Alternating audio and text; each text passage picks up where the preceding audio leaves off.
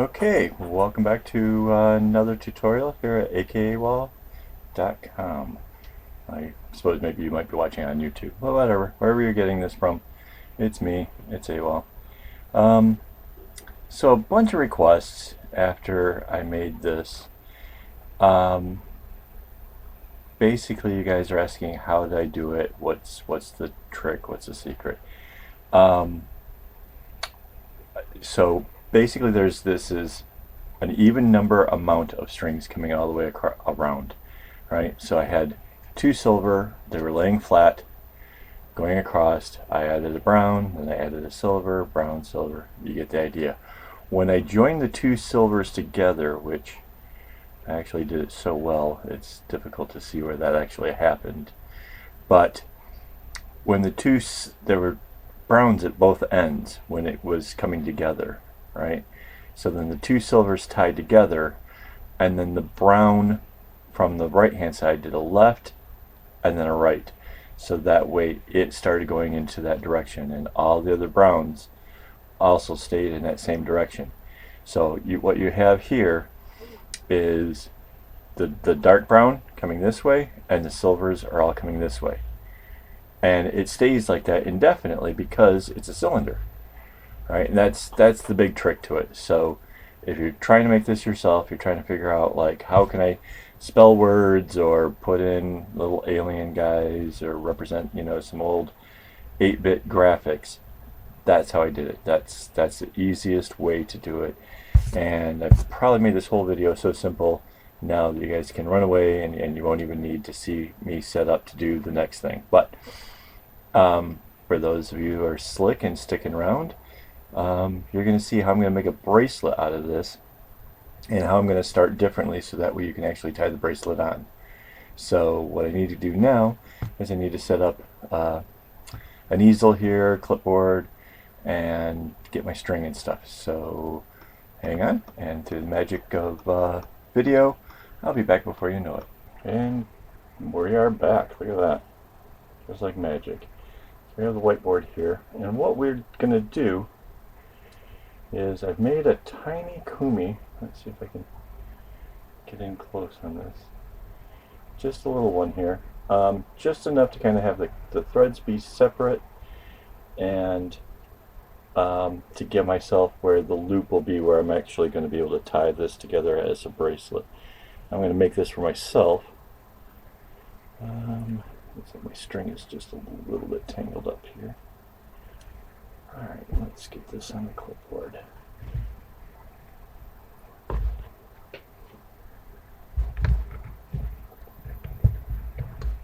Okay, so as you can see already, I'm going to put blue to one side and the colors to the other.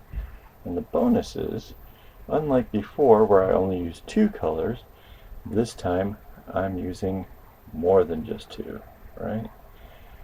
So let's see. This is the darkest right here. Grab two strands.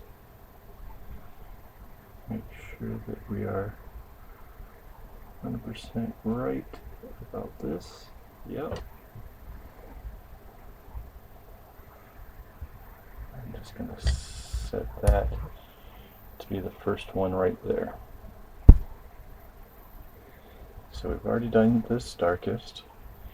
Now some of these shades are really close, so fortunately I have some good lighting here.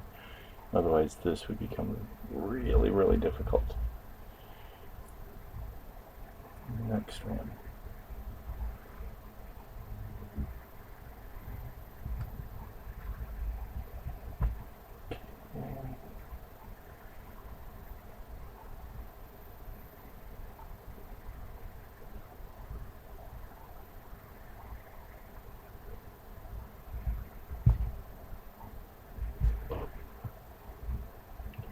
So it's 1, 2, 3. Obviously the loose side will be much faster, much easier. That's why I do the hard ones first. Makes the rest of the job seem like, oh, that's okay. At least it wasn't so bad. So 1, 2, 3. Let's see.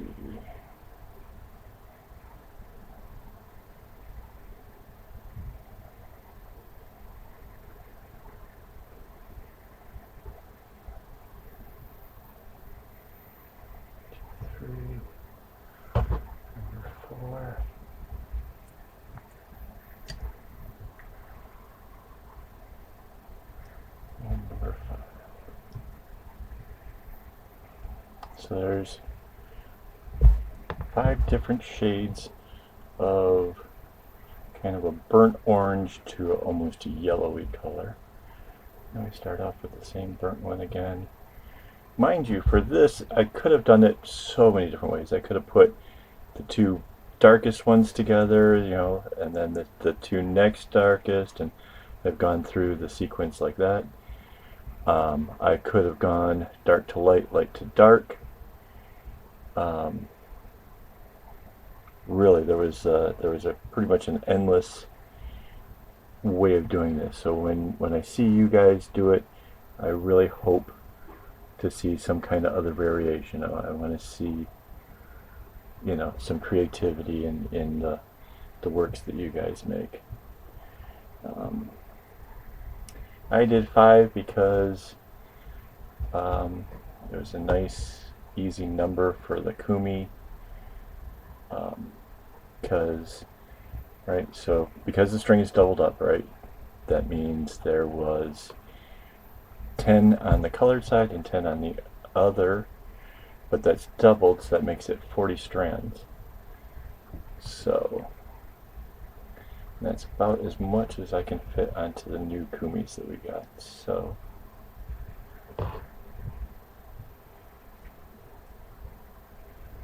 alright, so that's that side. Now the blue. Start with these 2 right up front. Get them untangled from the rest of the whole bunch.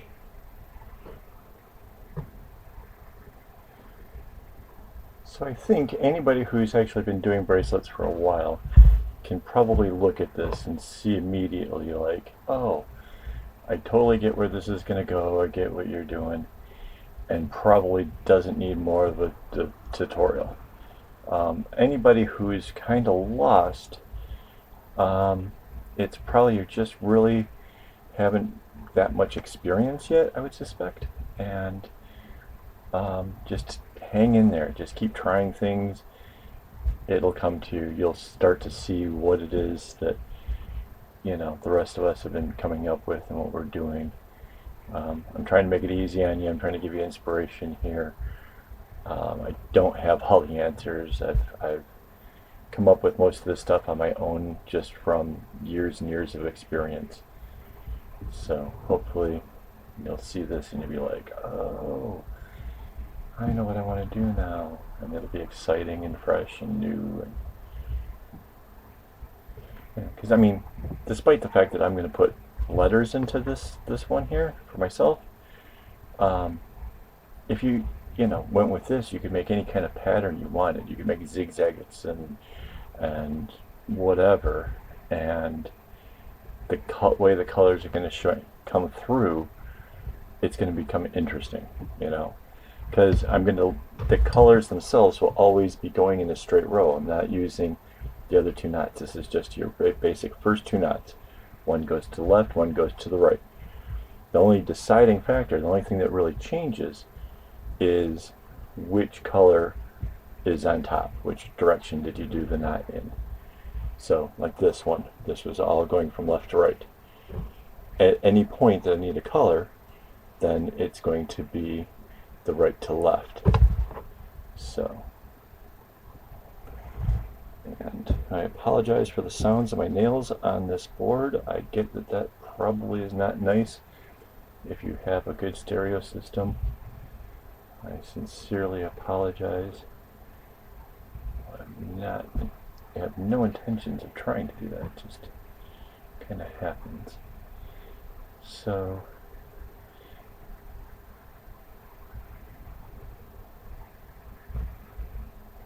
alright. Bring this next row down. Now you can see I left off that last one, that light yellow, and I'm going to leave off just a little, you know, the one before that with this, basically just to make a diamond, and it'll have basically be flat going across this way. And the reason is I still need to attach the other side of all of the string to make it the cylinder to keep this whole thing going, right? and I don't want to get too far down because I need to fit the words in relatively close to the top of all this. So hopefully that made sense. Hopefully you're following along, being all creative and making something yourself there. Alright.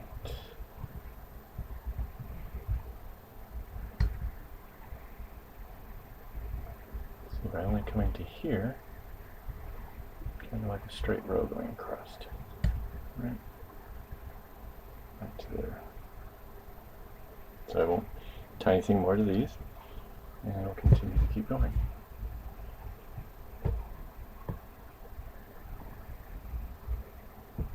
Of course, if you run into any questions, something about this whole tutorial, I leave something out, something you don't understand, you can always get a hold of me. There's my YouTube channel has comments, my website has comments. I even put a Facebook page together where you can ask questions. So essentially, I am pretty easy to get a hold of. I do try to answer everything as quickly as I can. I might not always get to it right away. I do take care of my wife's parents, and that's kind of like a full-time thing. So this bracelet making and all that kind of comes in second. But I certainly do try my best to get questions answered, and hopefully get you guys to making cool things.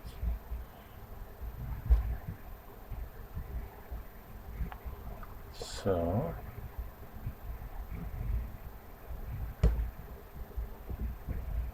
there you go.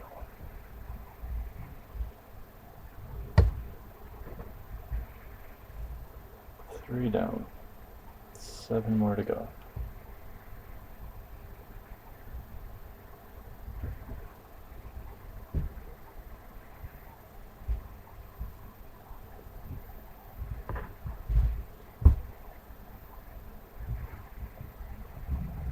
That first little half a knot there across the whole group of strings really helps to keep the whole beginning looking nice and clean.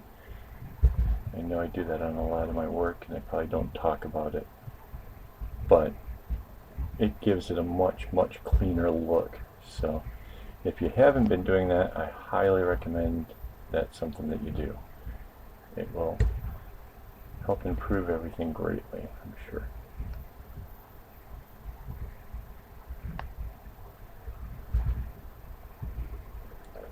And seeing as how each row is just a little bit shorter, it seems to certainly be going quite a bit faster, I think.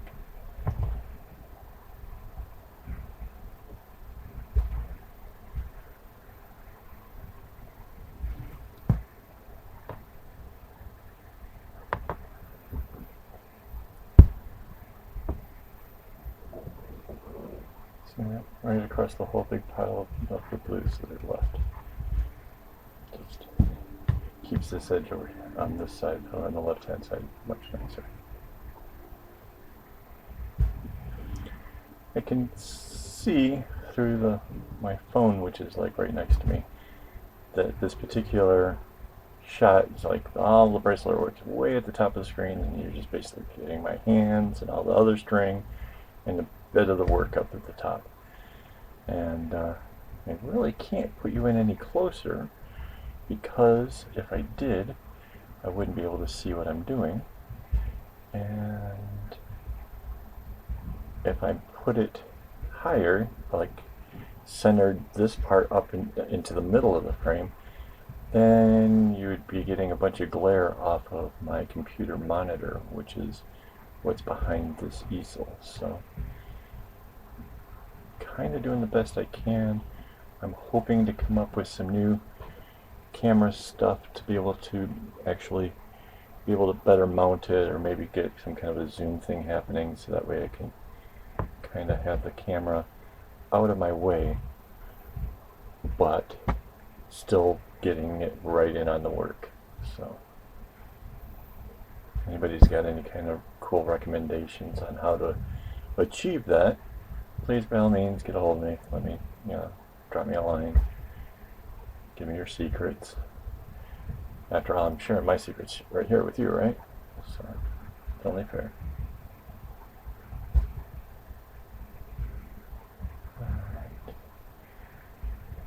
So when I spin this around, I'm essentially going to do the same exact thing, right? Because I want to have the lightest one that'll come and join at this corner, so that way it's going to go from the darkest to the light and then back to the darkest again. And then the blues will continue like in the same direction, because as you flip it around, then it's still exactly like this, the same thing, right? So I don't know if that makes sense. How to explain that better? Well, the blue is always going to be going from the left to the right. So even if I turn this around and I do this again, it's still left to right. When the corner of the one on the other side joins to the corner of this side, it's still coming around. It's still going in the same exact direction. And then when the corners join from this side, they too will still be going in the same direction. So if I was going to try to make it so that way the colors kind of lined up more chevron-like, then I could reverse it. But well, I suppose if that was your thing, if you were trying to make it do some kind of a really neat pattern that was going kind of working underneath everything, yeah, that's something you could do as well. I mean, I'm not going to say there's a wrong way to this, because by saying there's a wrong way kind of implies that, you shouldn't explore, you shouldn't try. And let's face it, I've only gotten this far because I did explore, I did try, I did come up with new things. And I mean, that's kind of half the fun, right? That's why you're here, to see what new thing I came up with.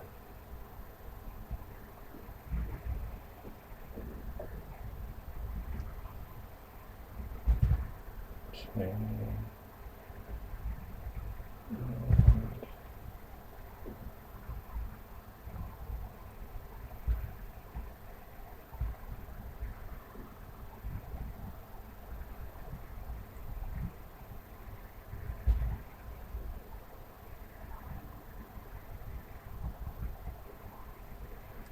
And even though there's just the two of them, I still do the loop over the one, so that way it has that, retains that kind of consistency along here.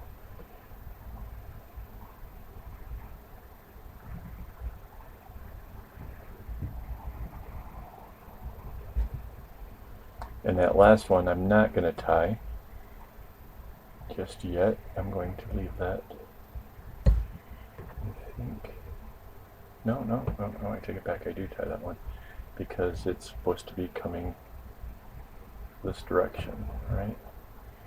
So the next blue will tie onto this orange. So let's pull this off and kind of zoom in here a bit for you. So what we have is all of the blues coming in this way, and all of the colors are coming this way. So what I'll do is I'll take this side and I'll do the same exact thing with it. And then when these two things come together, that's going to be how I have the gap for tying it together. And this whole thing will make a cylinder and lay flat. Alright, I'm going to use a little camera magic here to get the other side done. I'll see you in a minute. Okay, so here we go. Both sides are the same. You can see that I did the colors over here on the right, going blue on the left, same colors on the right, blue on the left. That way when the two sides join up, it will make it so that way the color sequence will remain the same. Now mind you, if you just did this in a two color, it won't matter. You can see why I did the tiny kumi. is to make it so that way there's a bit of a something for tying the bracelet on afterwards. It's supposed to relatively lay flat on my wrist. It'll be really, really thick.